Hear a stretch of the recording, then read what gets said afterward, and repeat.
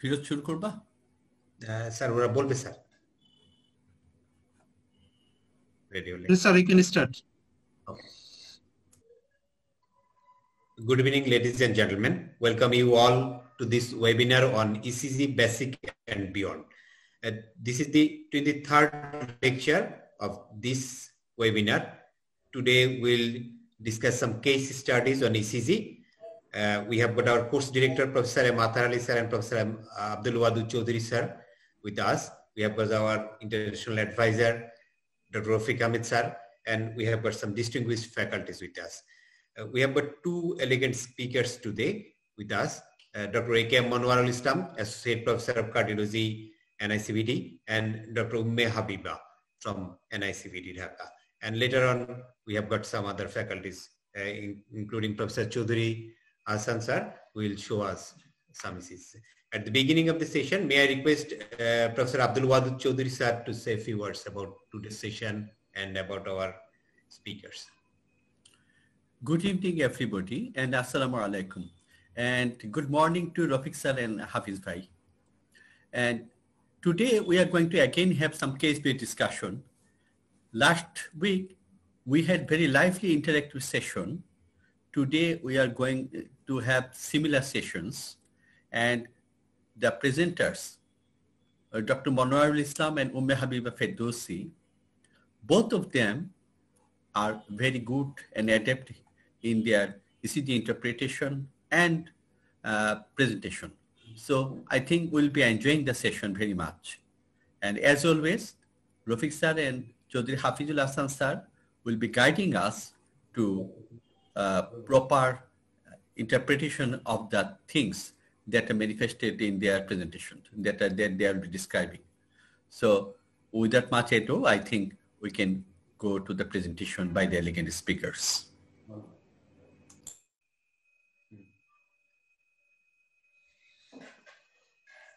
ফিরোজ, তুমি বলো ওদের কি করো। The first speaker will be Dr. Monwarul. Dr. Monwarul is a renowned, now by this time, a renowned teacher, academician, non-invasive cardiologist. He is very much expert in ECG, clinical cardiology, and echocardiography also. He is working as Associate Professor of Cardiology in NICVD. May I request Dr. Monwar to share his screen and go for his presentation. Thank you, Firoz bhai. Respected teachers and dear colleagues, Assalamu alaikum. I really feel privileged to be invited here to present some ECG cases. The cases which I am going to present today are mostly known to all in this form or in other forms. I think this session will be a recapitulation of what we already know. I like to first show some ST elevation cases, but they may not be of same etiology. Let us see what is in my hand. This is the story of a 55-year-old farmer who presented at Rajshahi Medical College Hospital with cardiac arrest. And this was the ECG of the person. Actually, while the patient was working under the sun in the field, he just collapsed and he was brought to the Department of Emergency of Rajshahi Medical College Hospital hurriedly. And this was the ECG. I think you all agree with me that this is a case of torsades de pointes followed by ventricular fibrillation.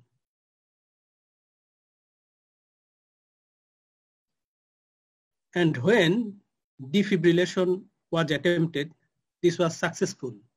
And this was the post-defibrillation ECG. And seeing the ECG in the CCU of that hospital, the duty doctor made the diagnosis of acute anteroseptal MI with right bundle branch block. And accordingly, streptokinase was given. But when the case was followed up, troponin I was negative, and the day after the incidents, echocardiography was done and there was no wall motion abnormality. Just because of the discrepancy between the clinical presentation and the ECG and the other tests, the case was re-evaluated. And after close evaluation, it was obvious that there was a downsloping ST segment elevation, that is Coving type in V1, V2, and V3. And the patient was actually having recurrent palpitation, atypical chest pain, and occasional dizziness, especially when working under the sun. And after further query, it was obvious that there was almost similar ECG with one of his sons. So the patient was a case of Brugada syndrome. And seeing this, the sample of the patient was sent to the Ramon Brugada laboratory, and subsequently a new mutation was recorded, which was underlying the Brugada syndrome with a novel missense mutation, and the case was reported in Indian Heart Journal. If we go back to the background knowledge, there may be three types of ECGs in Brugada syndrome: just type 1, type 2, and type 3. Type 1, the ECG which I showed was actually of type 1. And this is like this one. And this is the most specific one for the diagnosis of Brugada syndrome. And type 2 actually has saddleback shaped appearance in the ST segment. And the type 3 is the least specific. And in most of the time, it may be of normal variant. Still, this may be of one type of Brugada syndrome. The next patient is a 10-year-old boy who presented with palpitation and shortness of breath. And he presented to the pediatrics department of NICVD, Bangladesh. And this ECG was recorded during a worse episode of that young boy. And if you look at the ECG closely, I am sorry that the graph is not so obvious, but despite the drawbacks, I think you will agree that that patient was at that time of presentation was having wide complex tachycardia. And most probably this was a case of ventricular tachycardia. Why I am telling that this is a ventricular tachycardia, along with other features, there are some fusion beats or chimeric beats in some places. So the patient presented with ventricular tachycardia, and the patient was managed with defibrillation, and this was the ECG obtained during sinus rhythm. The ECG, if we look at the V1, there is again bundle branch block type, right bundle branch block type ECG in V1. And if we closely look at the ST segment, there are some notches in the ST segment, and the diagrammatic presentation of the notch is here. Just keep this in your mind, and then I am going to proceed further. When echocardiography was done, this was the recorded clip of the boy, young boy. You are seeing that the right heart is dilated, and the systolic function of the right heart is poor. And the free wall of the right ventricle is having more echogenicity. And also there may be some sorts of outpouching, that is aneurysm formation on the outer wall of the right ventricle, consistent with the diagnosis of right ventricular adenogenic dysplasia or cardiomyopathy. This is the short axis view, and you are seeing obvious non-coarctation of the tricuspid valve. This might be the end of the story, but this is not so. Look at the hair of this young boy. This hair is not what we regularly see in our young chaps. the hair is to some extent peculiar. And in the close-up view, this hair is like this. This is to some extent woolly hair. We also examined the patient closely, and to our astonishment, the palms and soles of the patient had some sorts of skin lesions. And these are the keratotic skin lesions present in the palms and soles. Seeing these things, we tried to correlate all the things into some sorts of syndromes. And then we found that this was actually a case of Nexus disease. And this is one type of cardiocutaneous syndrome. This is a congenital or genetic abnormality. And this is obviously very rare. These sorts of abnormalities are very most commonly seen in Greece. And Naxos is actually an island of Greece. And this was probably the first case of Naxos disease reported in Bangladesh or from Bangladesh.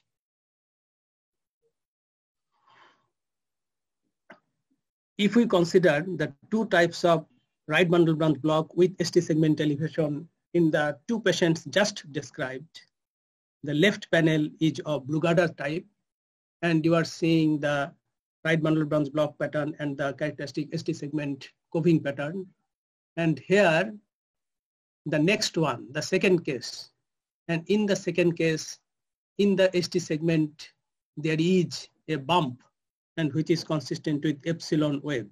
So sometimes looking at the V1, V2, and the pattern of right bundle branch block and the ST segment and the minute details in the ST segment or in the nearby segments, you can find some exceptional things. And you have to have this in your mind, otherwise you may miss this. One very closely encountered and rather common ECG finding is early repolarization. We all see this in our day-to-day practice, as is the case presented here. This is the ECG from a young person, and there are ST segment elevations in many leads, in many of the precordial as well as the limb leads. And seeing this, the patient was initially thought to be a case of ischemic heart disease, but after initial management, ETT was performed and the patient did exercise up to the stage 5. Now, what are the recognizing features of early repolarization? The most important features are presence of NQRS notching like here. Some persons call this as fishhook appearance, or sometimes there may be some sorts of slurring in the end of the QRS complex and near the meeting of the ST segment. So these patterns may actually indicate that the subject is a case of early repolarization. Here, the 4 important types of abnormalities of ST segment and J point are presented here. This is, as I have already mentioned, early repolarization, and this is the Brugada type 1. And here, this is the epsilon wave of the ARVD, arrhythmogenic right ventricular dysplasia. This is not present in all cases of arrhythmogenic right ventricular dysplasia. It is found nearly half of the patients of ARVDs. And in the last one, and the lowest one, is the Osborne wave. Another name of the Osborne wave is the J wave.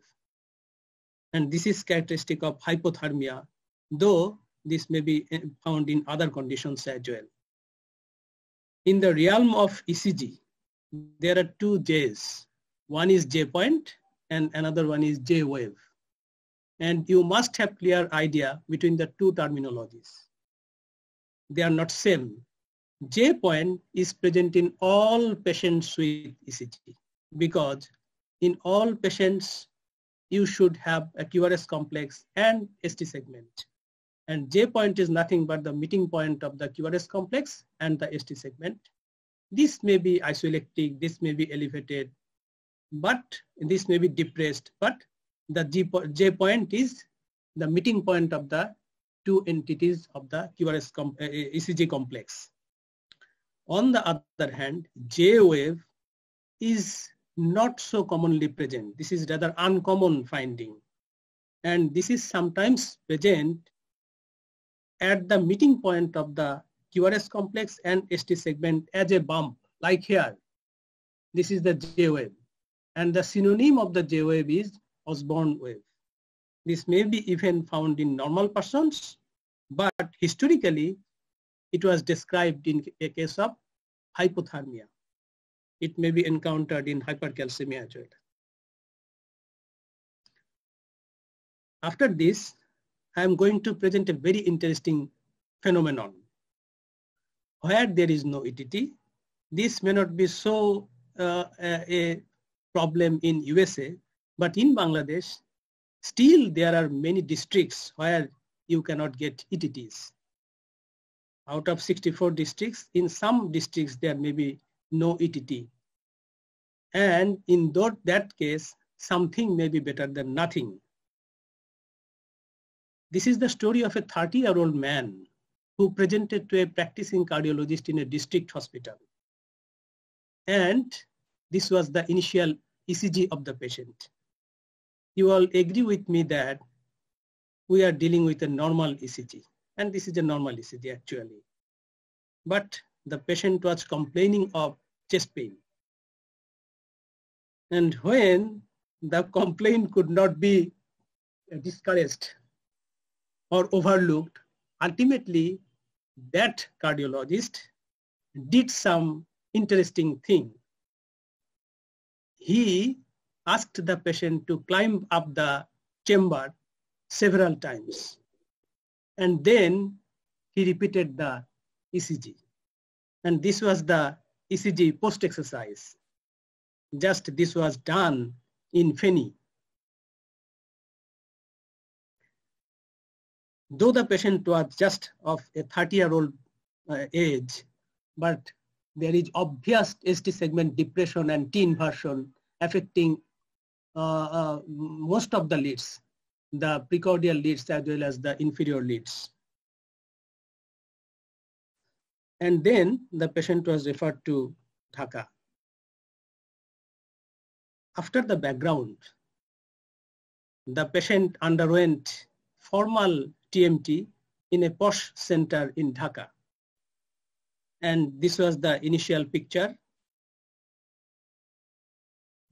And in the stage 2, you are seeing these sorts of changes which are very similar to the second ECG at Feni. And this was the ECG in the recovery stage, recovery 2. And the ST segment and T wave changes persisted even in the recovery stage. When I found this, just one interesting history I remembered. I am telling about the master 2-step exercise stress test, which in some form I first saw when I was a student of Dhaka Medical College in the private chamber of Professor Sheikh Nesaruddin Ahmed. And this is not the picture of Nesaruddin Ahmed, sir. This is the picture from the Mount Sinai Hospital of New York, where long ago in 1929, just Dr. Master did a very interesting thing. He thought that those healthy patients with no changes in resting ECG, but with some suspicion that he or she might have ischemic heart disease, he did ECG in the resting stage as well as after doing significant exercise in the form of climbing up the stairs and then down and then up and down and then repeating the ECG.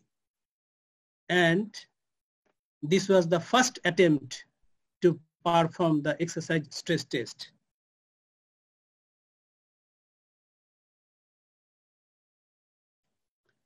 Now, this is the case of a middle-aged man with temporary pacemaker. I request you to observe the 3 ECGs I am going to present meticulously. The patient was admitted in a ward of NICVD, Dhaka, and on the 3rd day of admission, when the patient was on TPM, the ECG was found like this. Look at the ECG. And in this ECG, there are some pacing spikes. And after the pacing spikes, there is QRS complexes. And this phenomenon is repeating in a regular fashion. So this ECG is with TPM on. And then TPM was off and the ECG was repeated. And this was the ECG. I am going back. This was with TPM on and this is with TPM off. When we tried to correlate the 2 ECGs, we thought that there might be some sorts of explanation. No doubt that the TPM is not in right place and that is not performing the right job. So the patient was taken to the CCU and ultimately repositioning was done.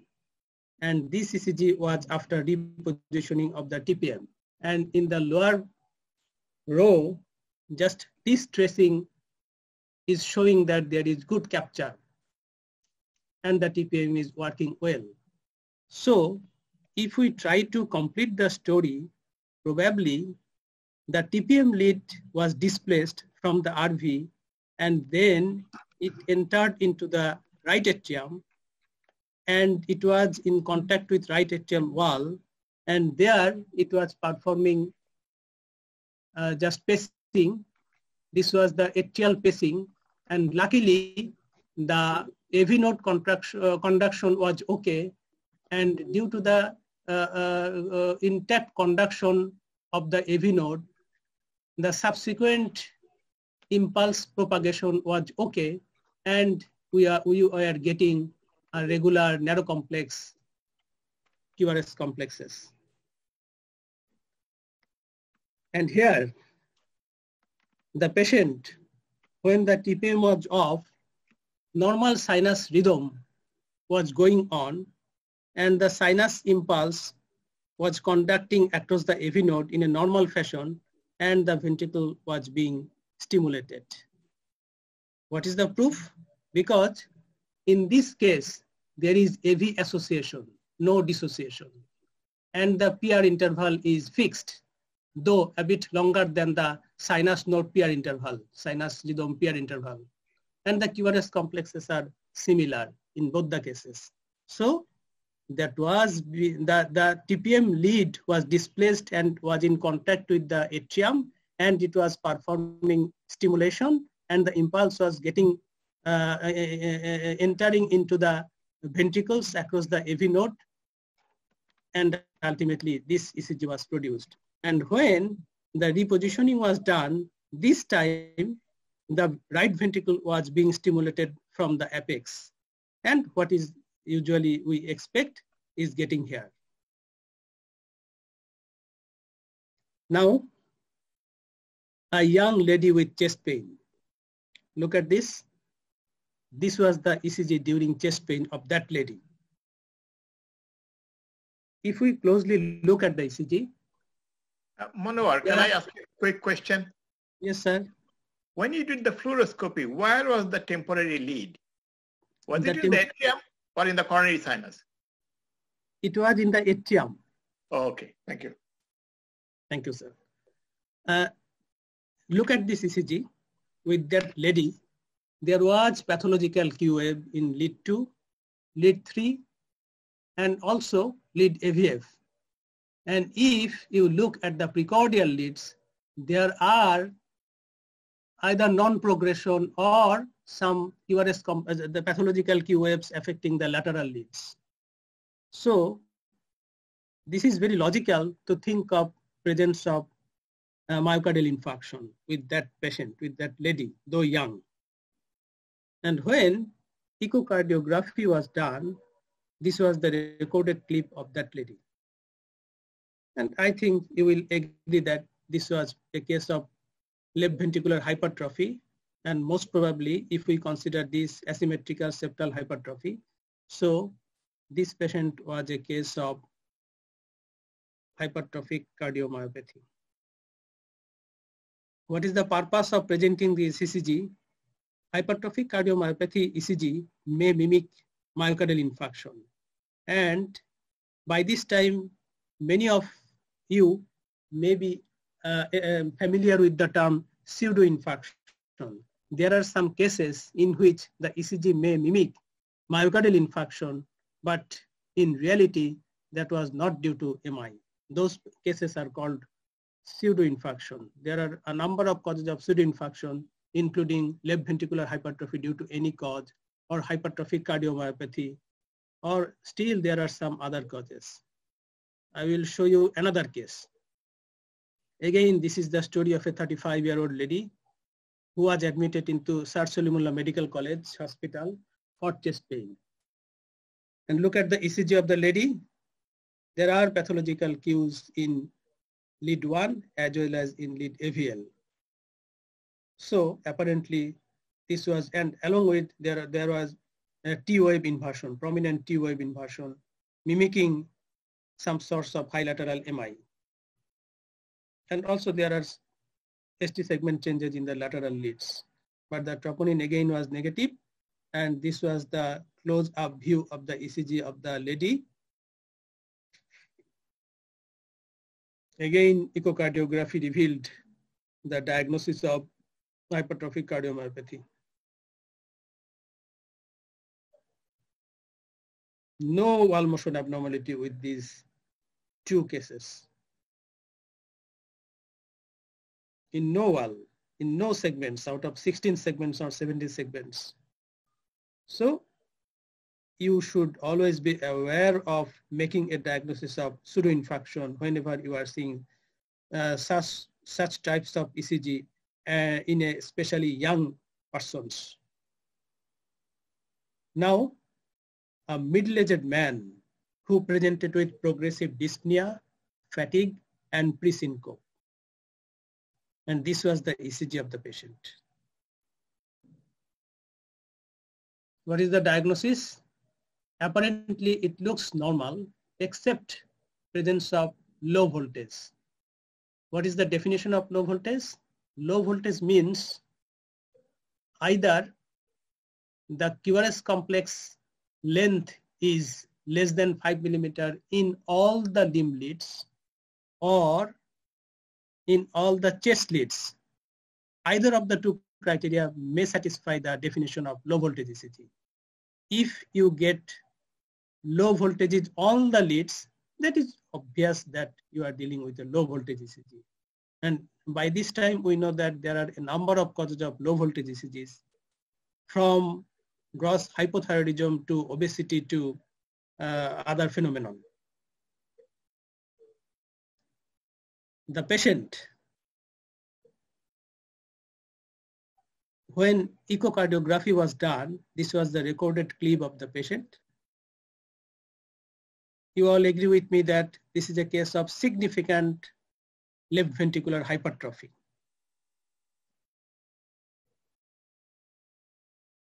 And another thing that is obvious from the short axis view especially, that the left ventricle is not contracting so well. So the patient is having significant left ventricular systolic dysfunction at least. May have diastolic dysfunction, but from this we can assume that this patient is having significant left ventricular systolic dysfunction. Look at this. This is the subcostal view. This is the hypertrophied septum and the lateral wall, and this is the wall of the right ventricle. And the right ventricle is also hypertrophied. And obviously there is a mild pericardial effusion. And if you look closely at the interatrial septum, this is the appearance of the interatrial septum. So the interatrial septum is also thickened. By this time, we are seeing biventricular hypertrophy, enlarged left atrium, and the thickened interatrial septum, and also mild pericardial effusion. When left ventricular ejection fraction was thought of, it was just 36%. Monwarul, can I ask, can you go back to the Yes, other sir. echo? Yes, sir. Is there anything else in the septum, or am I imagining it? If you look at the shadow looks different, kind of speckling. Is it? Yes, sir. Yes, I don't. sir. Okay. All yes, right. sir. Yes, sir. You are absolutely right, sir. If we look at the appearance of the myocardium, Yes. this is not what we usually expect. Rather, the appearance of the myocardium is granular. This is rather granular. Just fine speckles, not coarse speckles. This is fine speckles in the form of granular appearance. And this granular appearance has affected the hypertrophied myocardium of virtually all the chambers of the heart, including the interatrial septum. Thank you. And now, with these normal cavity dimensions and such degree of hypertrophy, surprisingly, the systolic function is impaired, and this is moderately impaired. And when strain imaging was performed, this was the appearance of the strain imaging. And you know that this is a very characteristic condition, virtually pathognomonic of the diagnosis of cardiac amyloidosis, as far as echo is concerned. Yes. Left ventricular DLS was moderately reduced, minus 9.4%. And for your recapitulation, the normal value is up to minus 18%. And in case of cardiac amyloidosis, the periphery is characteristically affected and the center is spared. And this is very characteristic for the diagnosis of cardiac amyloidosis. This is the ECG from another patient with cardiac amyloidosis. Look at this. The low voltage affects the limb leads as well as the precordial leads. And the difference from the case presented just now is that there is bundle branch block pattern here. Just left bundle branch block pattern here. This sorts of conduction abnormality is also very commonly encountered in cardiac amyloidosis. Now, another patient. This is not cardiac amyloidosis. 50-year-old man with long-standing hypertension. This is very common in our day-to-day practice. And you will agree with me that this ECG is nothing but a ECG of left ventricular hypertrophy with strain, which is consistent with the long-standing hypertension. And here, the recorded clip is giving the impression of left ventricular hypertrophy, significant left ventricular hypertrophy without any apparent obvious wall motion abnormality. And here, the ejection fraction was preserved. This is 64%. And global longitudinal strain was virtually normal, minus 17.2%. And look at this.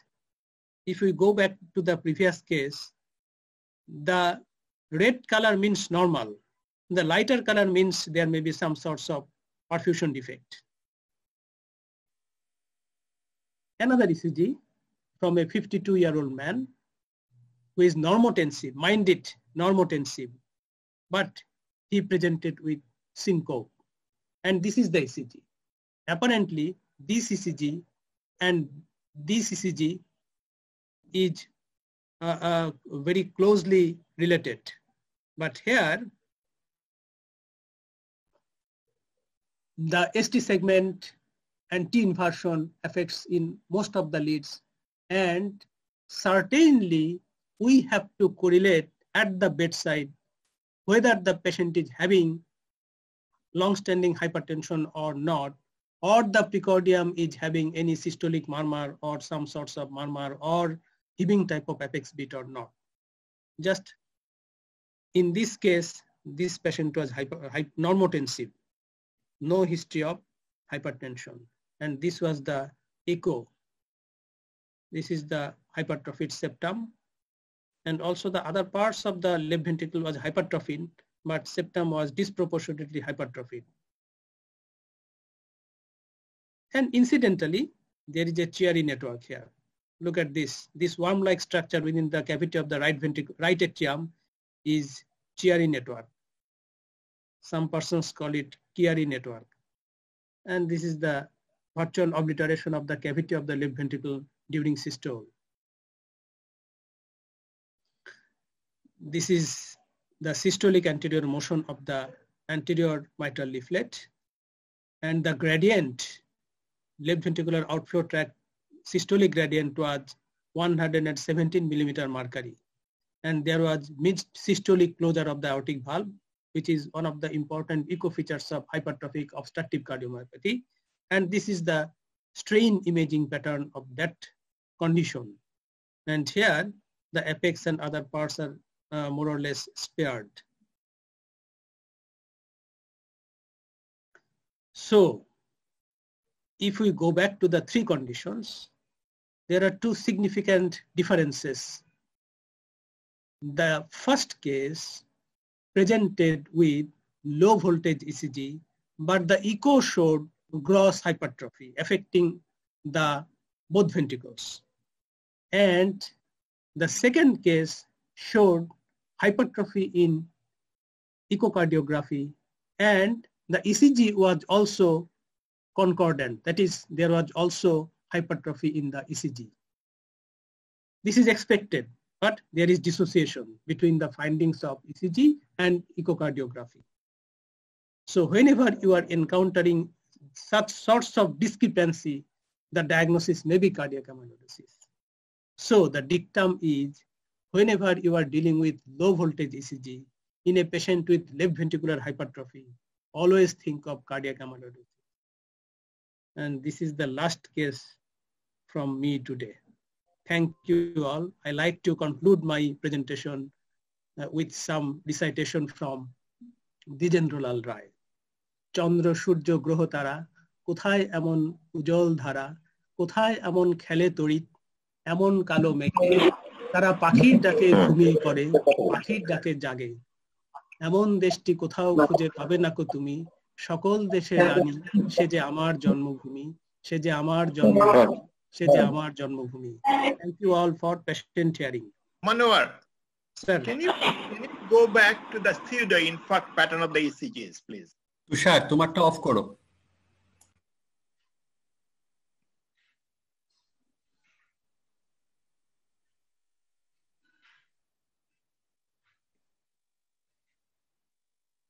first one or second one? Yeah, first, let's start with the first one. Okay, so I'm sitting in front of you. I'm a MD student for the final exam, and you show me this ECG, and I call it sinus rhythm, old inferior, and anterolateral myocardial infarction. And I have no other information, and you have no other information. Will you have any objection to that diagnosis?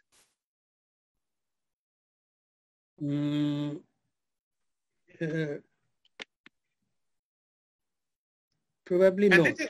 Huh? Probably no. Why probably, Monwarul? It's no. No objection.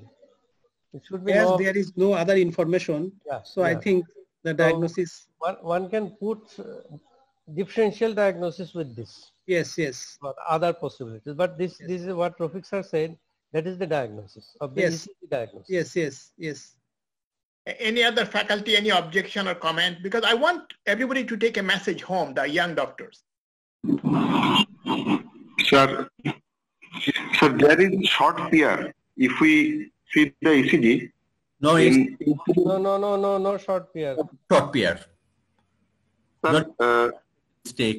There is no. Pair interval is normal. The thing is, sir, during Slurring মনে হচ্ছিল sir No. something during exam time, if the student say this is a shooting infarction, I will fail that to student. I will say, you know about the patient. Yes, sir. Because for ECG, he has to say there is Q waves in lateral leads and inferior wall, and there is poor progression of R wave. So the patient is both inferior MI, old inferior MI, and old anterolateral wall MI. That's the answer I would be expecting from the ECG alone. Then I would be giving him some scenario. If you say if the echo is normal and the patient is a 30-year-old, what could be the other possibilities? Because you don't see any ECG, any evidence of MI in the echo. Then we can have a discussion. But the ECG is straightforward. I would want that answer. Thank you. So I think this is important for us all to understand, and especially young doctors, that we will say pseudo infarct pattern after I have excluded acute myocardial infarction. Monwarul, you'll agree with that, right? Yes, sir. Yes. Thank you. So this is a QS pattern, and that brings us. I mean, we have been talking about the differential diagnosis. Yes. I think we are forgetting clinical medicine all over the world. I think every time I diagnose something, there must be some alternate diagnosis in my mind. And if I don't have that, then there is a problem. I mean, this can be a patient with acute MI with HCM also, right? So yes, please remember differential diagnosis. Thank you. Sir, Rafik sir, may I ask a question, sir? Can I have another comment? Sir? Yeah. You were saying I have an observation here that in AVR there is a RS and R pattern, and in V5, V6 there is a QRS pattern.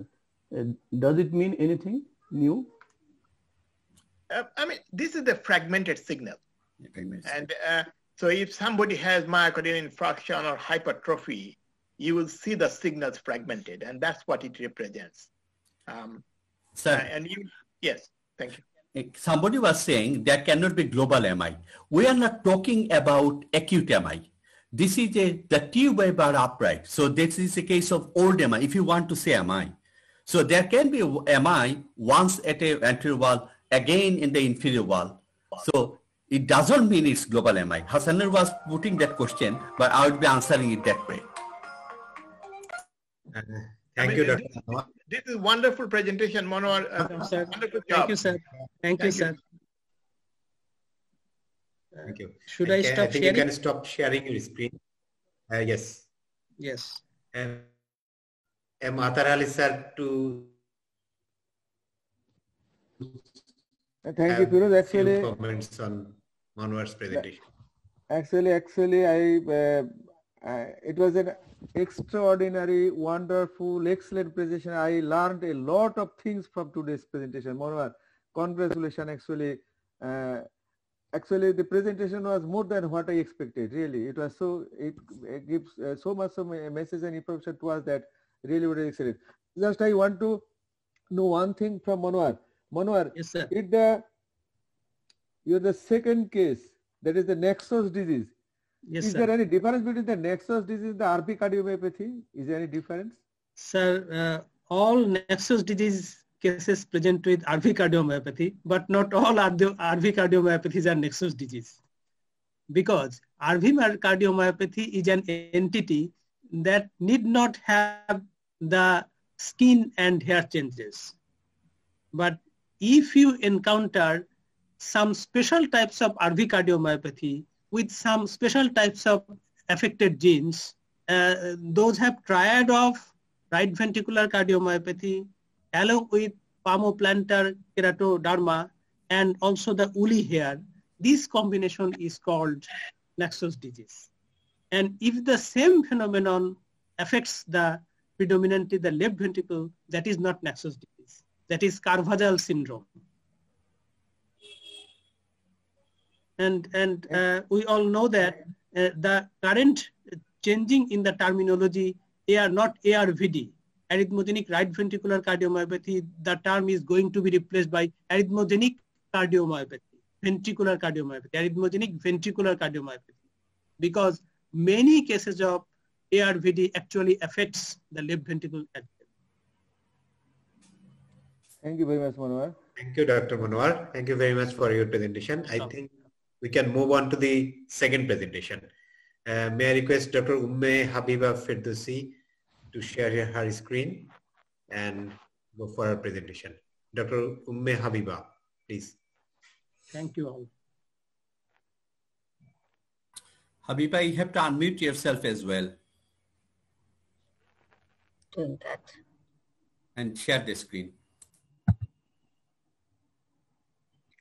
Is my screen visible? Not yet.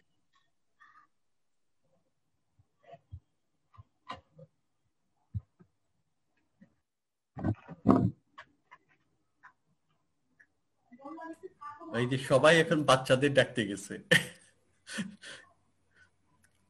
এছাড়া উপায় নাই। আমার তো বাচ্চা ডাকে না।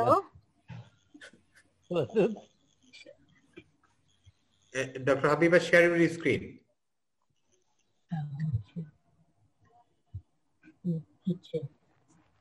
Is it visible now? No, you are visible, not your screen. Not my screen. Yeah. You look at the lower panel of the Zoom. There is a green arrow upward. Share the screen. Click that one. Click that one. Presentation ta desktop e open korso? Yeah, now it's coming. Now it's visible. Now it's visible. You can go for it. Okay. Go for the slideshow mode. Slideshow mode e dekhao. Yeah. Yeah, ঠিক আছে. Okay. Let's take it off. Let's take it off. Oh. Hello. Am I audible? You are very well. Okay. Hello, Assalamu alaikum. I am Dr. Umme Habiba Ferdaushi, working at NICVD, Dhaka.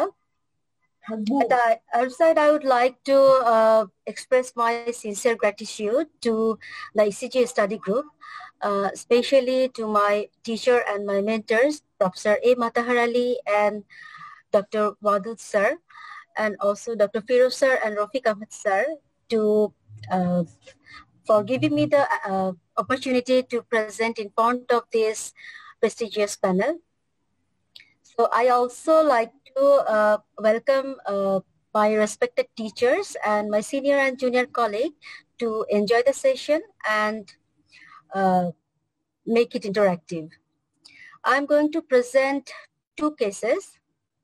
So with the permission of my moderator and our chairpersons, I would like to start the case. So here's my case one.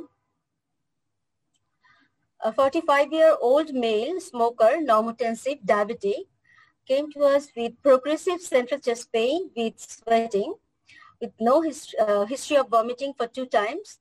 On examination, his hemodynamically stable, blood pressure was 110/680. So this is his first ECG. So if I try to interpret this ECG, I can see this is sinus rhythm. Rate is about 60 beats per minute, and the PR interval is short with a small delta wave in the beginning of the QRS complex. The QRS complex is a little bit wider, and there is some STT changes, that is ST depression and T-wave inversion in the anterior lead. Probably these are due to secondary to WPW pattern. So we all know this is a ECG of WPW pattern ECG, which means this patient has an accessory pathway. That is his atrial conduction from atria to ventricle is through some accessory fibers, and which is manifest one. That's why the ECG is like this. So if I try to locate the location of the accessory pathway, we all know there are a number of algorithms to locate the ECG accessory pathway, and among them Aruda's approach is a familiar one, and it is sensitive about 90% and specificity is 99%. So according to Aruda's approach, if we follow the step 1, that is we have to see the lead 1, and if the delta wave, if it is in the lead 1, isoelectric or negative, then we have to see the V1. In V1, if arest ratio is more than 1, that is, if R wave is more than greater than S wave in V1, then the accessory pathway location is the left free valve. And in the left free valve side, whether it is anterolateral or posterolateral, to know that we have to see the LVEF lead. So in LVEF lead, if delta wave is positive, then it is in the anterolateral valve, and if it is negative, then it is in posterolateral valve. So in our patient, we thought this is a WPW pattern ECG, and accessory pathway is left-sided, left anterolateral side. But our patient comes with progressive severe chest pain with sweating. So we decided to follow this patient for some time. And luckily we got this second ECG. And this is the, again, the same delta waves are there, ECG, WPW pattern ECG. But here we can see in lead 2 and 3, the second and third beat is, interestingly, these are normal sinus beat, and normal sinus beat, and there's PR interval is normal, and there is no delta wave. And if we see lead 3, we can see the ST elevation is there. So this time we become a little bit confused regarding the management of patient, because only one lead, we can't decide whether we should go for STEMI management or not. So we decided to follow the patient, and finally, after some time, we get this ECG. And this is very interesting. This becomes sinus ECG. And here is frank ST elevation in the lead 2, 3, and AVF. Also reciprocal change in the AVL, that is T inversion. And also in V1, 2, and 3, there's ST depression with positive T wave. So all indicates that this is a case of inferior posterior remi, STEMI. So we manage the patient accordingly as STEMI, and we reperfuse the patient, that is thrombolized. And this is the discharge ECG. Here we can see there is Q wave in the 3 and AVF, and reperfused T wave inversion in the inferior lead. So in summary, actually this was a case of inferior posterior remi, and the patient presented with WPW pattern ECG, intermittently conducting some times and masking the inferior posterior remi. So ECG should be interpreted very carefully with clinical correlation, and history taking is a crucial part of the management of patient. And keen observation with serial ECG along with symptom analysis is the key part to guide the ACS patient management. So this was my first case. So if any discussion from the panelists, we can continue now, or I may go to my case too. Firoz, I think this is very interesting case, and we should take 1 or 2 comments from our panelists for this ECG. Okay, sir. First of all, Habiba, do you have any explanation for this normalization of the delta wave? Yeah, sir, I think this is a WPW pattern ECG. This patient is 45 years and he has no episode of palpitations and no other complaint regarding this. And this conductivity, that means the velocity of this accessory pathway probably lesser than the sinus pathway. So whenever in competition, the conduction goes through the AV node, then the pathway, accessory pathway become concealed. The conduction become retrograde. Firoz. Hello, Firoz. Sir. Hello. I said we think we should take two comments, one from Wadud bhai and then finally from Rafiq sir. Wadud bhai. Probably sir is busy with phone. I think Abdul Jamil sir can make comments, sir. Jamil sir. Probably the infarction involved the area where the pathway was, and that infarction abolished that pathway and it get normalized. I think we should take the Rafiq sir finally. Firoz, I was expecting the explanation. Rafiq sir's comment. Can you show me the next ECG, please? So which one? First one? Yeah, this one and the next one. I mean, you can have intermittent accessory pathway conduction. That's not very unusual. But I think this was a good presentation. I think it brings us to clinical medicine. That it doesn't matter what the ECG is, patient's clinical scenario is what is very important. And I think then what you notice, that subtle ST elevation, that is another thing that I think one of the most, we have seen inferior MI being missed because patient continue to have mild pain and there is minimal ST elevation in 2-3 AVF, which this patient had. I think this is what is remarkable. So, and that's the WFW pattern probably is intermittent pattern, and we see in quite a lot in common practice. Dr. Habiba, have you done the angiogram, coronary angiogram of this patient? No, sir. Actually, we can't do that because the patient was discharged and they were not agreed to do the angio.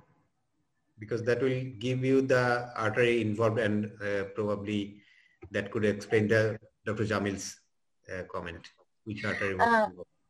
But sir, I have a question to Rafiq, sir. Sir, yeah. Why sometimes WPW become present as intermittent? Oh, it depends. The question is why WPW pattern becomes intermittent. It is not very uncommon. The question is preferential conduction. If you look at the AV node, and this is the lateral pathway, left lateral, the P wave will reach the accessory pathway much later. And if the AV conduction by that time has been accomplished, it will go and retrogradely penetrate the accessory pathway and block it. Because that takes about 80 milliseconds. So if you think about going through the AV node and then going to the lateral wall, that's about an 80 millisecond time. And you can do that. So it's depending on the accessory pathway and the AV node refractory period ratio. Okay. That means the conduction velocity is important. Is it the fact is like this? Yes. And if you see that at a faster heart rate, this had WPW conduction, but that was not true. That's what I was expecting. You can also see that at a slower rate, it also still had conduction.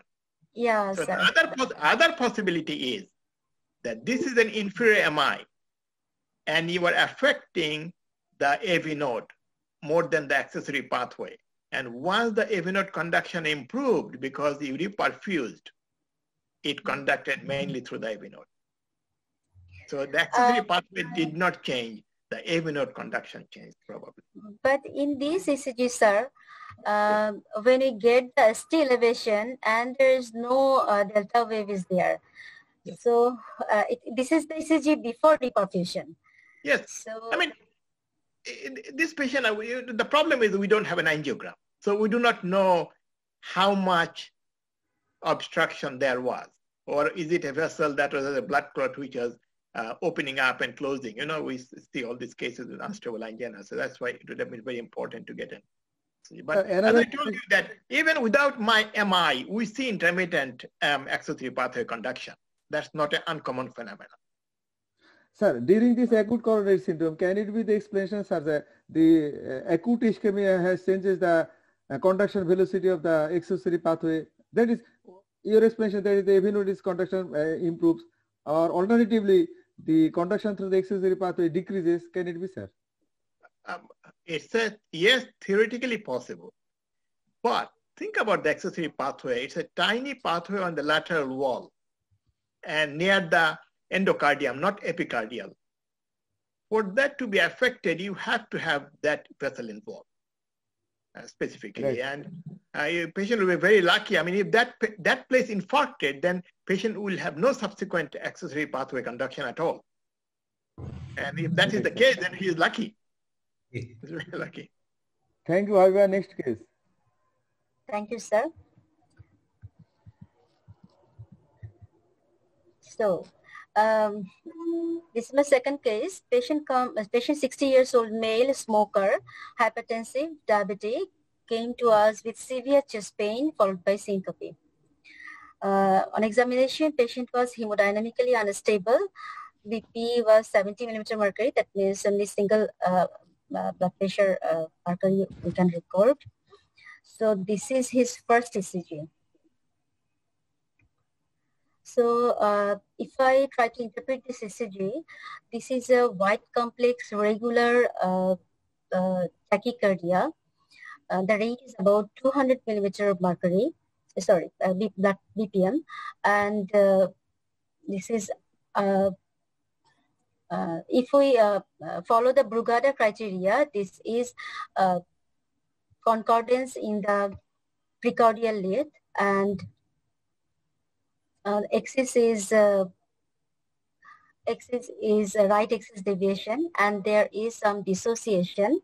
Probably in the AVR, you can see the P wave. This is dissociated P wave. So in my interpretation, this is VT, and as patient is hemodynamically unstable, we try to cardiovert the patient. We cardiovert the patient actually, and this is the ECG after cardioversion. Another thing, in this ECG, I also observe there is a small Q wave in the V1 and V2, and we also see the QRS complexes are not, that means fractionated. So post-cardioversion ECG is this. And here we can see this is a junctional rhythm. Rate is about 100 beat per minute. That is, it is junctional tachycardia. And QRS complexes are wide. And this is complete RBB pattern with left axis deviation. And there is also tiny Q wave in the V1, V2. And there is poor progression of R wave in the anterior leads. And also, can I ask you a question about this ECG? Yes, yeah. Possible junctional rhythm, but what happens if you look in the bottom strip, yeah, where the sign V3, please come down below that in the rhythm strip, there is a P wave followed by a QRS complex. V3. Please continue. Is it the 10th beat? 10th beat. Yeah. In the rhythm strip. Acha, in the rhythm strip, this one, sir. Continue on the right. No. Continue. Next. From the right. This one. From the right, the fourth one. From the right, the fourth one. Yeah, sir. Habiba, from the right, fourth one. Left, Habiba. One bit left. Yeah. This one, sir. Yes. The one before, you know where your marker says V3. Okay. Just come below V3. Below V3 on the rhythm strip. Yeah, this one. Yes. Yeah. This one? Yes. Yes. So actually, there are some P waves are there. I feel so. This is like this one. But I think this is not regular one. It is like these are dysmorphic P wave. That's why I would like to say this junctional rhythm. Okay. So let's make an assumption. This is junctional rhythm. But the beat that I mentioned, that's a conducted QRS. Yes. And if that is the conducted QRS, the junctional beat should have been the same morphology. But it is not. Yes. So is it possible that that was a slow VT And if you continue that, continue next beat. Yes. From that beat, next one, next one, next one, next one is a fusion beat. Yes. So P wave is there again. Yes. So I mean, my feeling is that this was underlying sinus with a slow VT, and there is some captured beat and some fusion beat. This is a perfect example of for teaching fusion and capture beat. Yes, Yeah. sir. Exactly, sir. And in junctional rhythms, the QRS complex would not be so much wide. Low junctional rhythm, sometimes QRS complex become wide. Sir, But could it's quite wide. rhythm? What is it? Can we tell it as idioventricular rhythm? That may be. The question is, it's a semantics. If the rate is over 100, we call it slow VT. If the rate is below 100, so it's basically a question of semantics. But okay, thank you. Next, continue, please. Okay. Then we see the progression of actually all the findings I described, it all may be due to post-cardioversion ECG, but this patient has anterior Q waves and RBP and left axis deviation bifascicular block. So after that, repeat ECG, we get DCCG. This one is sinus rhythm. So this is a sinus rhythm ECG, and here we can see the RBB has resolved, but left axis deviation is there, and there is widespread ST depression and reciprocal ST elevation in the AVR, and also there is Q wave in the V2 to V5. So we thought this is a case of acute ST elevated MI or where AVR is positive and multiple lead ST depression, which indicate probably left main disease or multivessel disease or proximal LAD disease. So we manage the patient accordingly. We just give him loading dose and pain management. At the same time, we give him low molecular weight heparin. And after that, we did the angiogram and we got proximal LA deletion. So this was the end of my second case. What was the echocardiography report of this? Echocardiography, the LV function was good. It was about 55%. Ejection fraction was 55. What about the myocardium? What about the myocardium? It was the echogenic one, thin one. Does it indicate a whole myocardial infarction or like? Because the T waves in the ECG is still upright. Yeah, sir, echocardiography, I can't remember. Actually, probably the ECG, sir, echocardio, yeah, sir, I remember. So in echocardiography, the anterior wall is echogenic and the ejection fraction was 45 to 46%, just like that. So anterior wall is echogenic and thin. And we thought it was a old myocardial infarction. Old, yeah, sir, old anterior MI, we thought. Not an acute one. Yes, sir. But sir, my question is, so is it a case of acute MI over the old occlusion, that is, because this AVR is positive and all the ST depression in all different multiple leads, that inferior lead and also the anterior lead are there. So, sir? Troponin? Oh, so troponin was raised. It was 19 That's very nanogram per TL. Yeah. So this is an acute MI. Yeah. And why do you think the RBP was there? What does it suggest? That also suggests something. First septal involvement. Very proximal LED occlusion. Very proximal LED. Yeah, sir. Proximal LED was occluded actually in angio. So why did not thrombolytics? You did the thrombo, that is the low molecular heparin. Why not thrombolytics? So actually, from the VT ECG, we thought it was a scar VT because there was some notched in the QRS complexes and also Q wave in the anterior leads. So we thought this is a scar VT.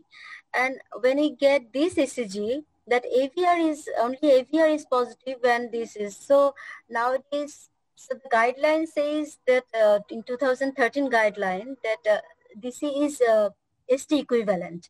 But nowadays, recent guideline says that it may present with multivessel disease or in acute setting. This is a urgent management, but this is not an emergent management. So early angio is recommended, but thrombolytics is not recommended. The thing is, you may have said the echo shows thin-walled LV, is it? Anterior wall, yes, sir. How many days after you have done the echo? Because if it is thin-walled, that means the patient had already had an MI and it is reinfarction. Probably that's, sir, because in this setting, we did the echo. So probably that was previous MI because he has no documentation. What do we can see that troponin I can raise after cardioversion, DC cardioversion. What is the limit? Is there any limit? This is 19 because this is 19 nanogram per DL. This is too much, I think. After cardioversion, it may raise, but little one.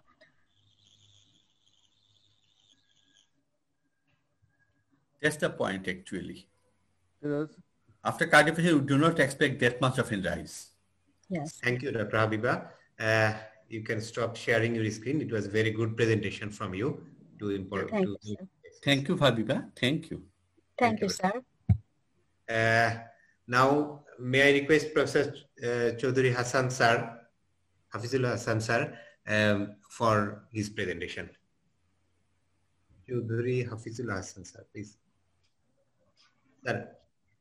Hafiz bhai can take in. Hello, sir. Sir is having some problems with his microphone, probably. Chowdhury Hassan, sir. He contacted me. He's trying to reconnect again. Then, sir, Rubik sir. Yeah. So what I'll do is that I will continue when Hafiz comes back. Right, sir. Sir. Then we'll let him do this. So in the meantime.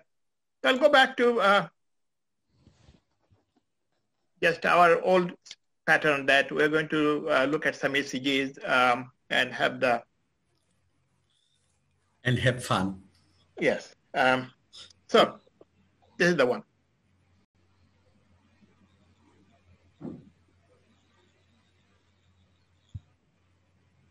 You make ready your pulse system.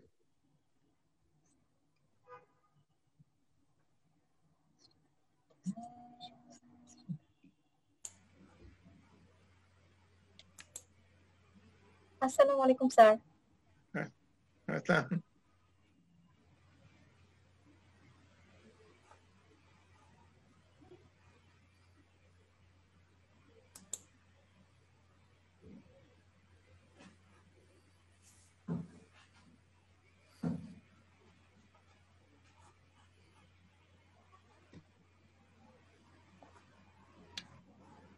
I was hoping that there will not be much of a distribution of this ECG.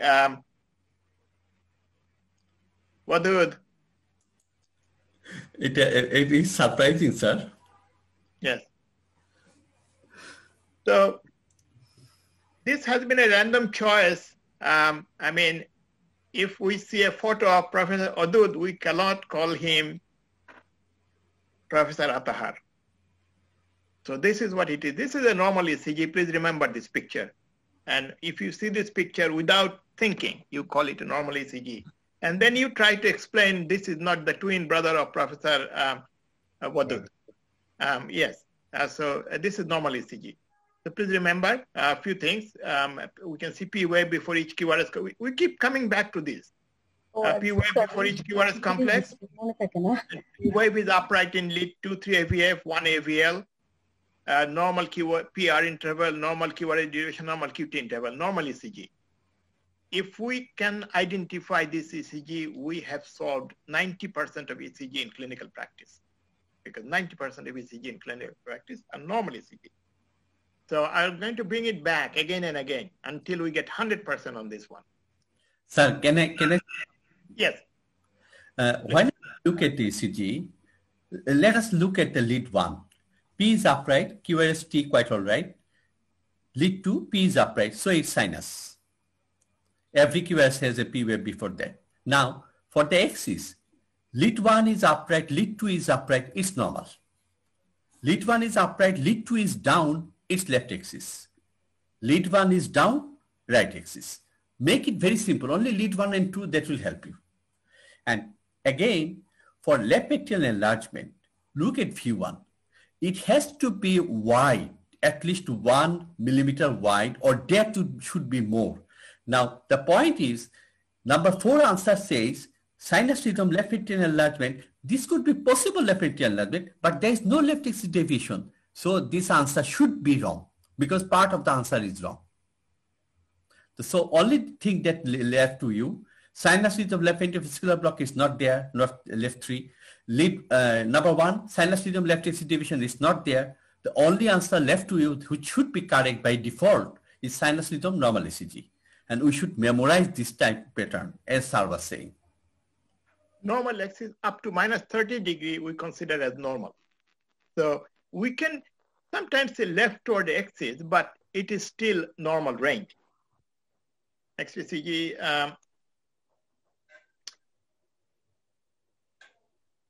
I mean, we encounter this, I mean, not that frequently, but it happens.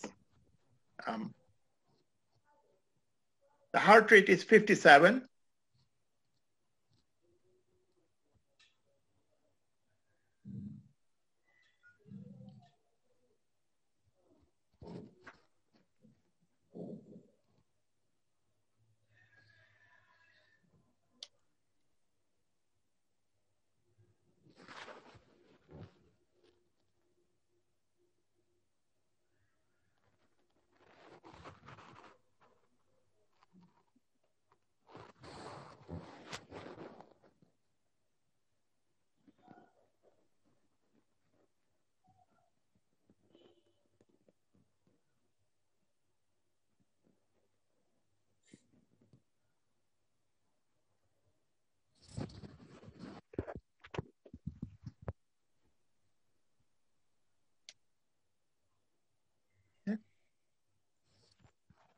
I think this is acceptable range of answer. Wadud is very good with this one. So I would like him to make comments why this is funny ECG. Look at lead 1, the P wave is down. Look at lead 2, the P wave is upright. So what's wrong? Is it limb lead displacement? In AVR, the P wave is up, looking, and the second beat it seems to be. Perhaps this is lead displacement. Then there should be the P wave. Look at the chest leads. The R wave is progressing nicely from V1 to V6. So there is no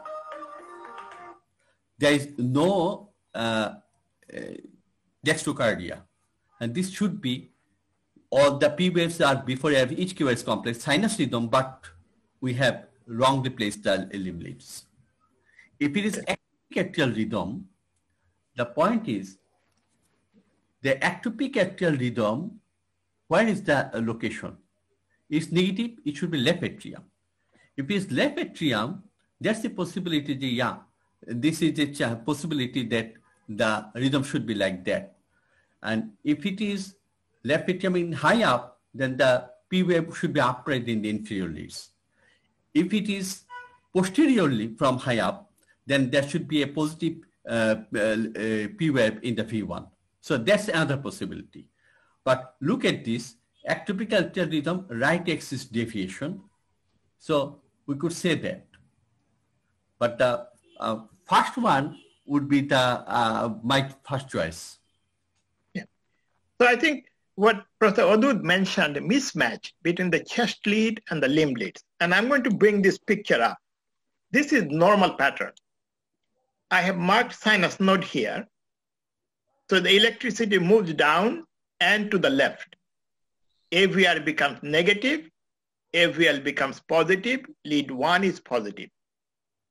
Lead 3 is kind of funny looking, but AVF and 2 becomes upright. And if you look at lead V1 through V6, V1 biphasic, V2 can be biphasic or monophasic, and then it becomes monophasic. That's the normal pattern. Now, if this patient had a left atrial rhythm, 1 and AVL will be negative. So will be V6, V5, V4. It is not. So there is a mismatch. And I'm going to bring up this ECG again. So if you look at here, sorry, my pen is up.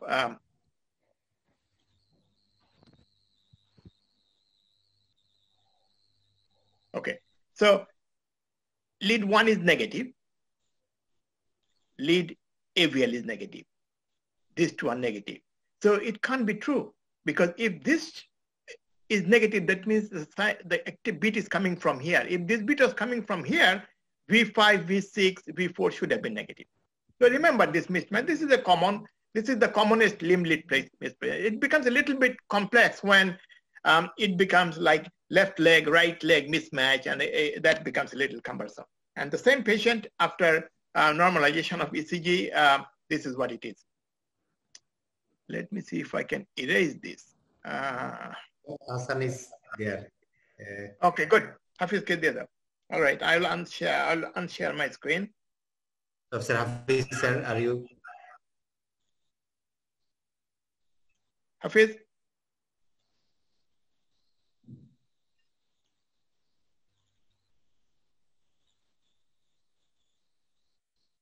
What happened to Hafiz?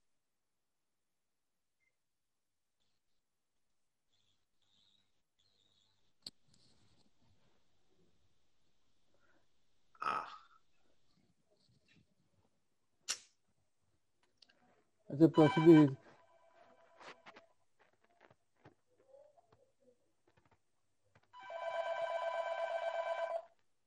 call from Chowdhury. Hafiz is having problem. Call from Hafiz. yours. হ্যাঁ sir না হাফিজ ভাই কি join করছে? Join করছে sir, দেখা যাচ্ছে কথা। Okay. All right. Okay. Thank you. Hafiz is having problem with his microphone, so we'll continue. Okay, sir. Yes. Let me go back where I was. Okay.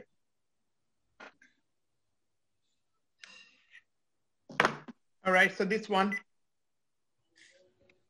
Sir, a question regarding the previous ECG, sir. Yes.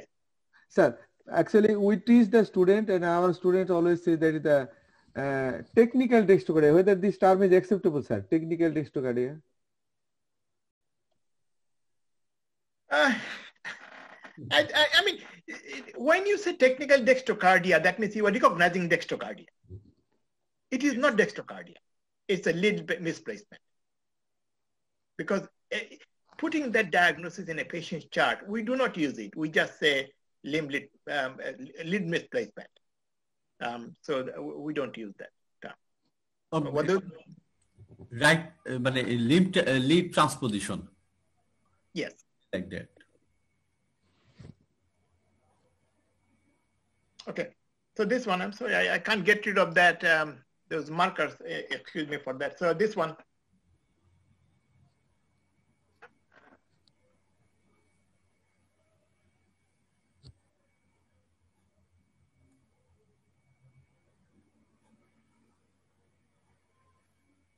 Can you have the poll, please, on this for this? Review পোলটা দেখান। Yes, sir. দিচ্ছি। এই যে, sir.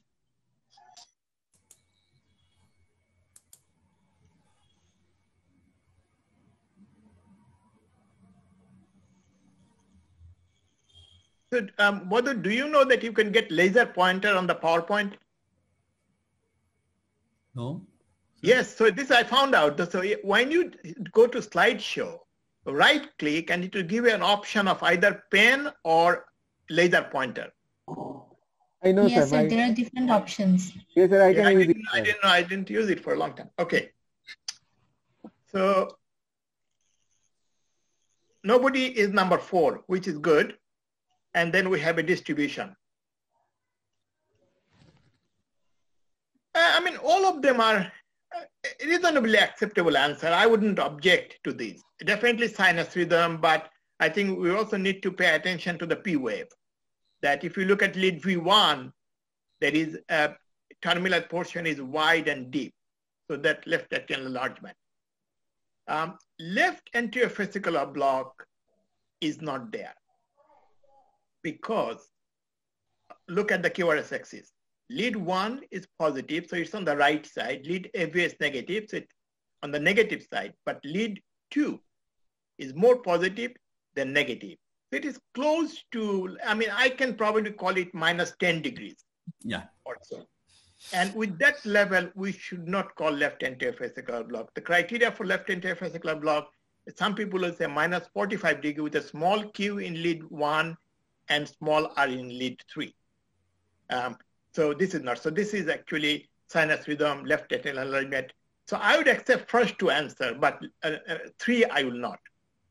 So please remember that left anterior fascicular block diagnosis more than minus 45 degrees. Some people say minus 30 with a Q in lead 1 and R in lead 3.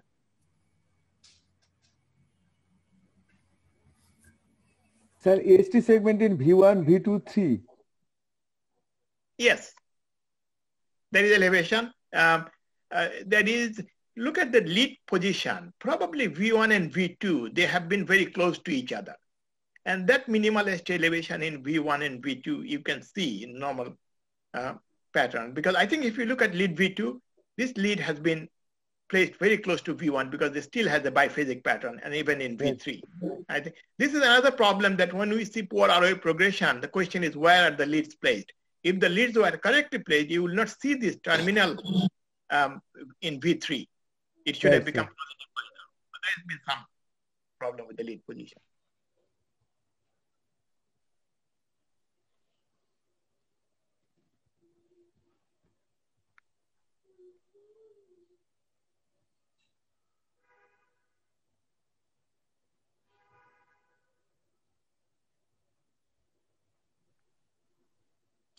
Please remember, describing ECG is important.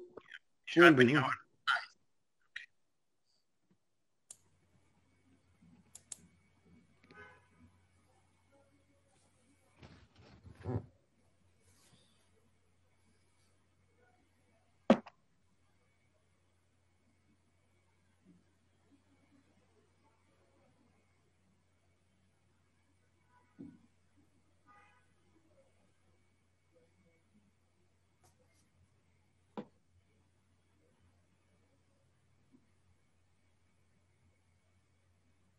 Okay, this is very good.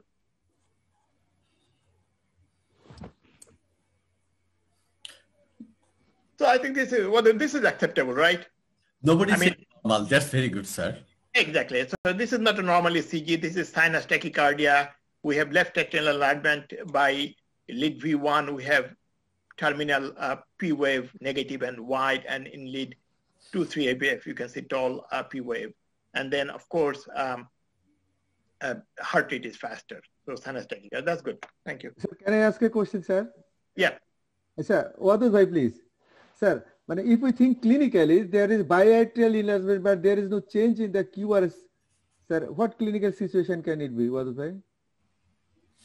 The thing is that there's sometimes left atrial enlargement alone may present the feature of biatrial enlargement. In case of sinus tachycardia, the P wave height is slightly increased, number one. Number two, the biaxial enlargement, we can see the second peak is higher here in lead 2. That also suggests is left atrial enlargement. That's a possibility. And with biventricular hypertrophy, we know that ventricular hypertrophy ECG manifestation is not very sensitive. So that's one of the reasons we may not get the ventricular enlargement in the ECG. Okay. Thank you. So next one. So this. There is a terminology term poor progression of the R wave. Yes. What is the exact definition of this poor progression of R wave?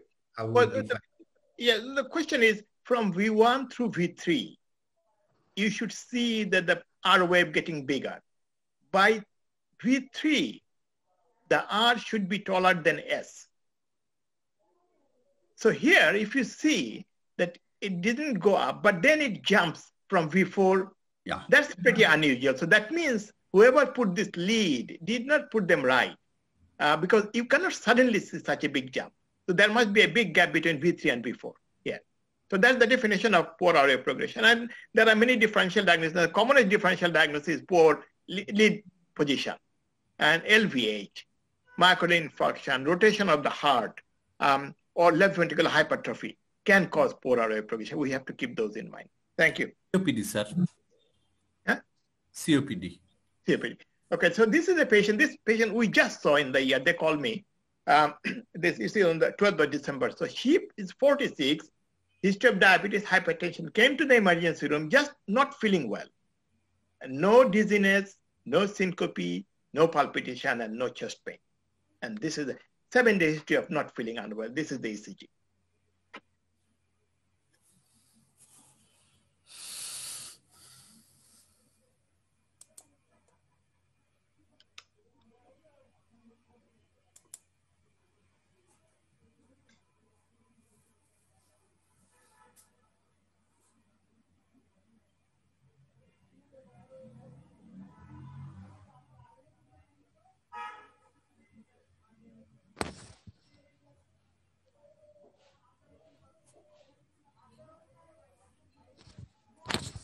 Then I'll give you the scenario, and the patient in the emergency room got adenosine, no response.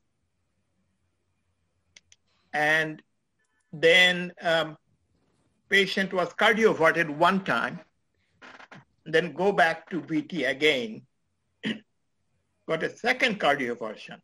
So this is the spread of, so atrial flutter with 2-to-1 conduction with the right bundle branch block, SVT. Yes, I mean, these are all the possibilities. We're going to come back, although we'll discuss it a little later. So we'll leave this. So what happened? This is the white QRS tachycardia. QRS duration is about 130 milliseconds. Right bundle pattern with left axis deviation. And the funny part is there is 1 to 100 retrograde conduction, and I'm going to show it to you. So I took this 4 QRS complex. You can see there is this is the retrograde P wave, and it is present in every lead. Now, of course, Hafizul said Rafiq Bhai make things up, but I'm going to prove it later on that I did not make it up. So this is what it was. So the patient then, after the third shock, patient again went back to this white QRS rhythm, and ejection fraction was about 45%. We started intravenous amiodarone. My plan was that after maybe an hour of amiodarone, we will try to cardiovert again. But within an hour, she converts back. So VT, cardioversion, sinus, 3 cardioversion, then sinus rhythm, and went back to VT. As the patient was hemodynamically stable, we did not attempt any more cardioversion. We gave 2 boluses of 150 of amiodarone, and then started a drip. 1 hour later, converts to sinus rhythm. Post-conversion, ejection fraction 40 to 45%, and this is the ECG. Of course, sinus rhythm and T inversion in V3 to V6. Again, patient had no chest pain. And then that night goes back to this QRS rhythm again. And the question is, again, the same question I'm asking, see if the audience have any difference in opinion or not. Please wait before you pull the poll on. Let them have a look at it.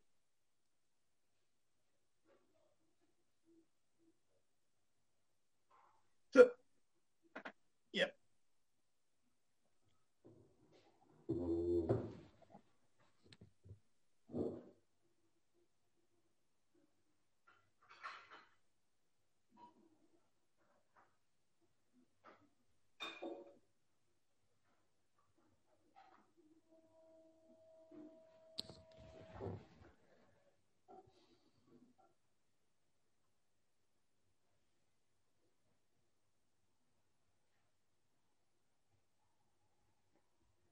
Yeah, so better. More people calling. So the issue is it a supraventricular? I mean, first three choices are basically, is it a supraventricular rhythm with underlying right bundle branch block? So that's the issue. If you look at lead V1, in typical right bundle pattern, the initial R should be smaller than the second R wave. It is reversed. Second, it is a monophasic R wave in lead V1. That is unusual for right bundle branch block. So let's look at one more thing. So this time, I pulled up this ECG. Look at this carefully. There is a P wave here. There is no P wave here. And there is P wave here. And this is actually, other lead also shows the same thing. There is a P wave here, nothing here, nothing here. Now I have AV dissociation. So initially ECG actually had 1 200 to get conduction, but this one doesn't have. So that makes the likelihood of ventricular tachycardia more of a possibility. And then if we go to the morphology criteria of VT, in presence of right bundle branch block, V1 and V6, if it is monophasic R wave, which we have here, supports VT. In V6, if the RS pattern is less than 1, which it is VT. So this was actually ventricular tachycardia. And we did angiogram on this patient. What it showed that RCA had diffuse 50% disease, left circumflex, nothing much, LAD diagonal, obtuse marginal branch actually. One of the OM branches had 99% stenosis, but that was dissected and could not be stented. So this is VT, right bundle morphology VT. Please remember, it looks very narrow, right bundle. And the other clue to this is right bundle left axis deviation. This is another clue to the fact that this is ventricular tachycardia. And this is my last ECG. Thank you. Sir, there is a term that there is a rabbit's left ear, rabbit's right ear. Can you explain it, sir, from the first ECG, sir? Oh, rabbit is rabbit ear. Oh, so basically, I mean, what we are looking at in typical right bundle branch block, you will see the first R will be smaller than the second R. This is reversed. The first R is bigger than the second R. This is the first ECG, and this is true again for the other ECG also. So this is reverse pattern. We call it rabbit ear because it looks like two with a kaner moto dekha jay, rabbit ear. Yeah. But the point is right bundle left axis. Every time we see right bundle left axis, be careful. We have to consider ventricular tachycardia and with relatively narrow QRS complex. Thanks. Thank you, sir. Sir, we probably rest of the scheduled lectures. Professor Hafiz's lecture is not there, and there is no ECG of the week. Sir, is there any ECG of the week? Yes, there was, but Khalik yes, is not available. Khalik is on. Oh no, sir, uni nahi, sir nahi ajke. Then we can present it next day. Orun Maski, okay. Do you have any ECG? No. No ECG. Yeah. All right. Okay. Sir, thank you. Sir, just have a question, sir, if you don't mind.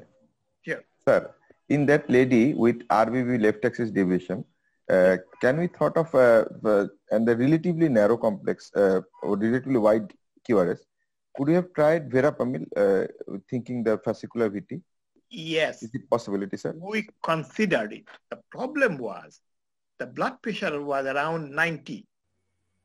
And I told them not to give verapamil because if we have given verapamil and once the blood pressure drops, we would have no recourse to doing anything. So even though it was a relatively young patient, we felt that probably amiodarone would be the best choice at this time. And we felt pretty confident that this was VT. That was the reason. But if it were, the other problem was that by that time we got the echo also, the ejection fraction was low. So yes, this is a consideration if we have to.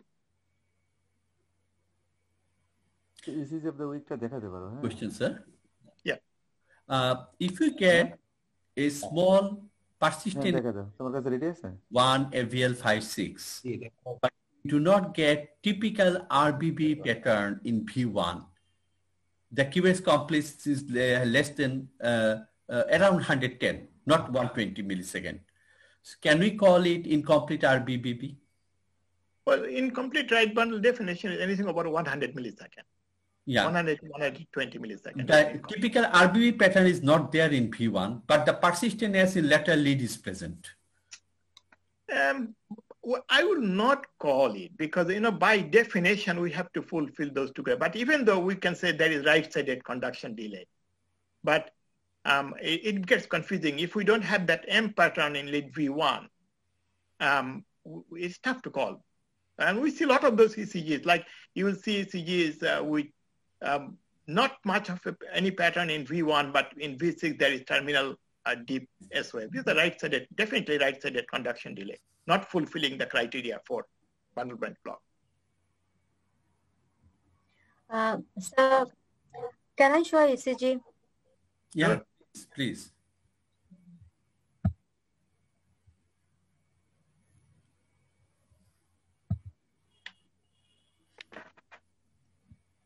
Sorry, this is not.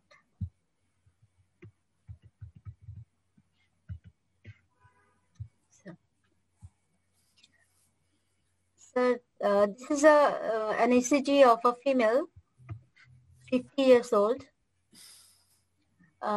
He has a complaint of chest pain for 3 days and shortness of breath on exhaustion for 1 day. I got this ECG while this patient came to me for an echo with this complaint. So I will tell later what is the echo finding, but what is this ECG? What was your diagnosis? Sir, I think it's a atrial fibrillation ECG, but the P waves are a little bit coarse with incomplete RBB with normal axis.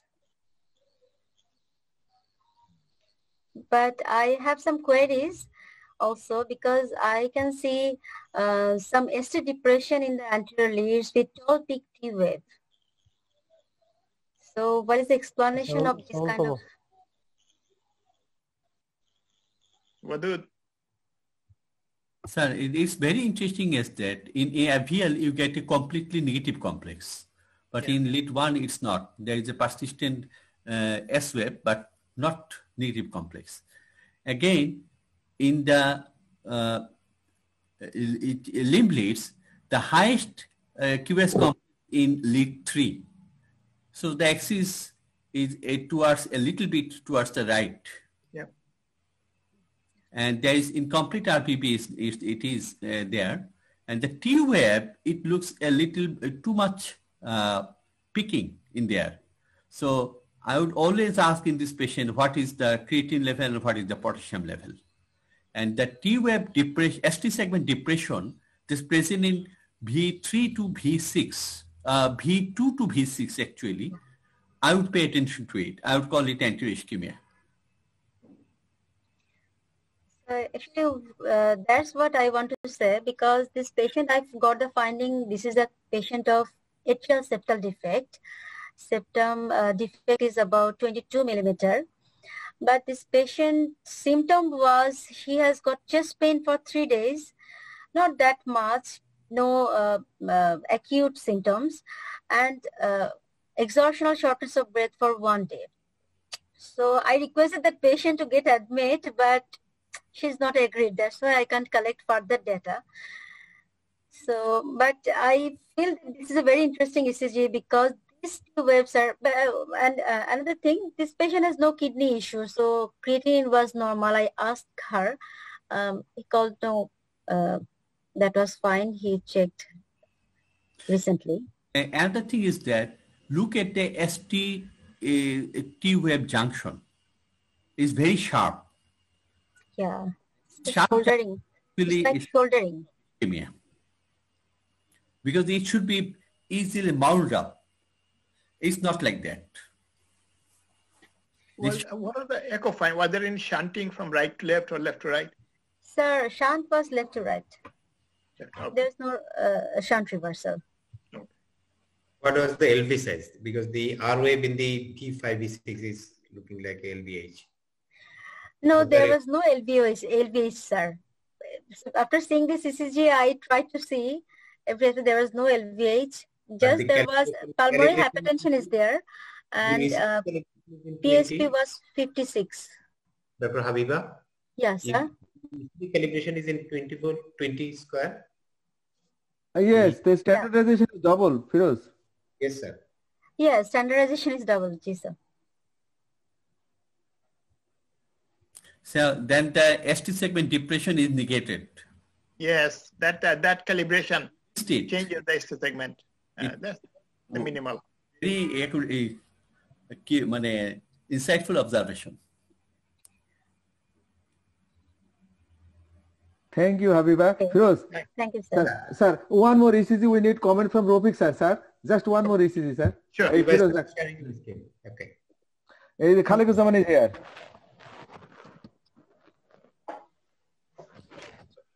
Khalikuzaman. Yes, sir. ECG, please. Okay, I'm showing it.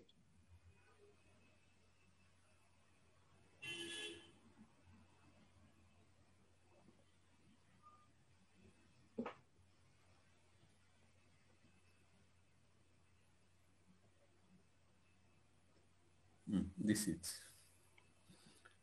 এটা বড় করে দাও দিচ্ছি sir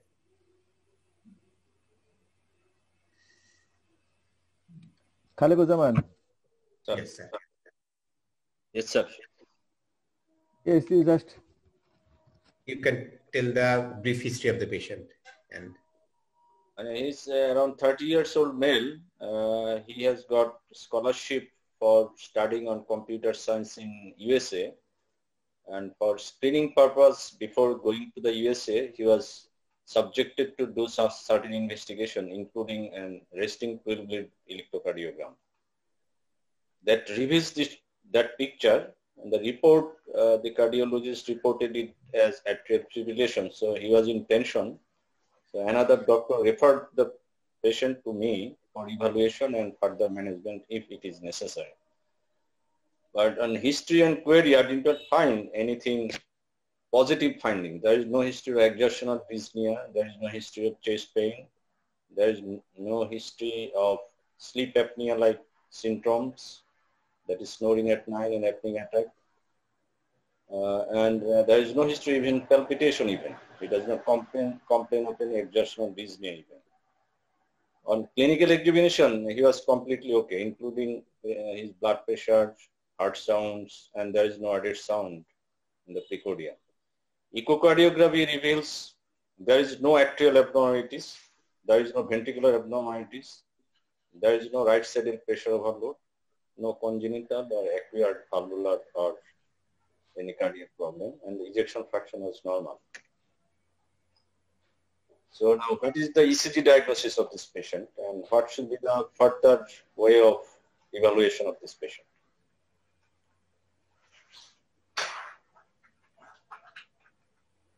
What is by then, sir? না এটা খালিকুজ্জামান বলুক না ওর interpretation সুন্দর করছে তো তার আগে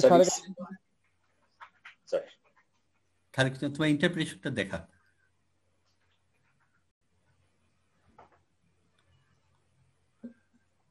next slide Ripu. Next slide. ইন্টারপ্রিটেশনটা দেখাও। Ripu next slide. Sir Firoz sir দেখাচ্ছেন স্যার এটা। ফিরোজ ওই যে স্যার এসছেন। আচ্ছা নেক্সট স্লাইডটা দেখো। হ্যাঁ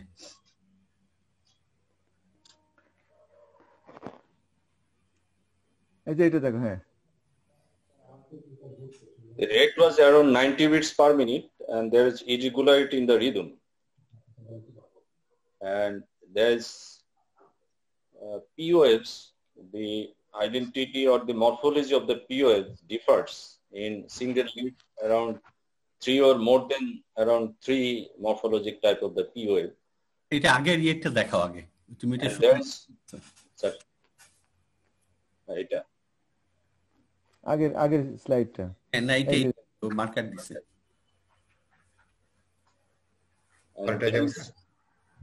পরের স্লাইড ওই মার্কার দেওয়াটা দেখো। ইয়েস, এটা বড় করে দেখাও না একটু। এখন তো বড় করা যাবে না স্যার।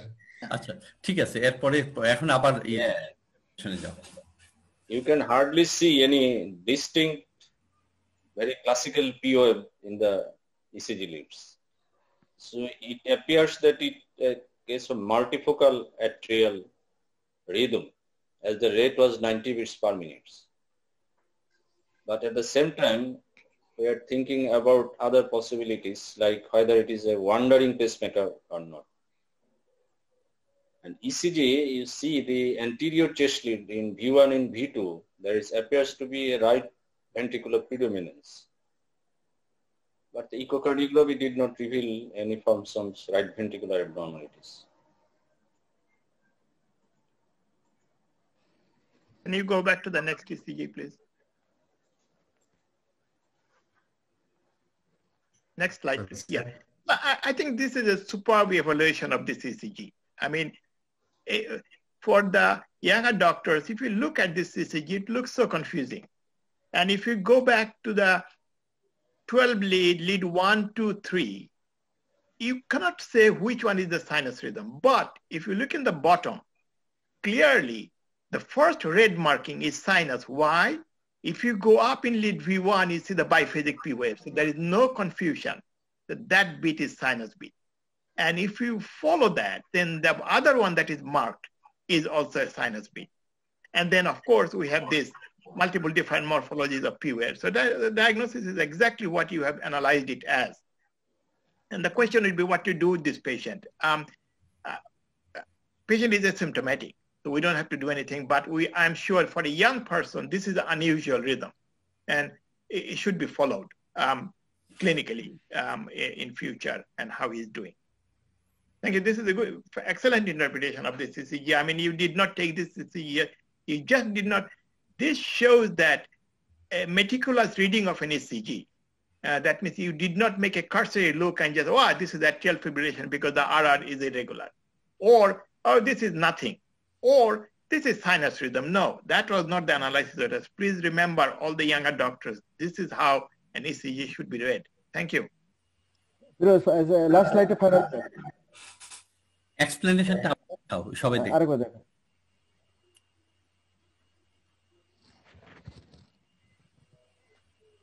explanation, হ্যাঁ। Khaliquজ্জামান, was the patient a smoker? No, sir. He was not a smoker. Very interesting. Very interesting, sir. I mean, we have young patients with atrial tachycardia.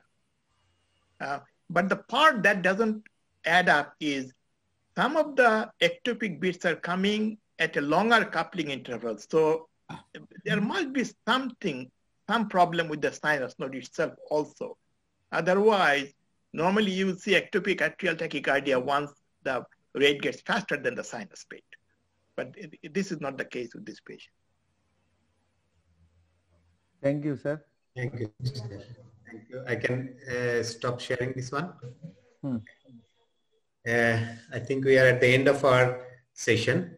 May I request Professor Atahar sir to wrap up the session.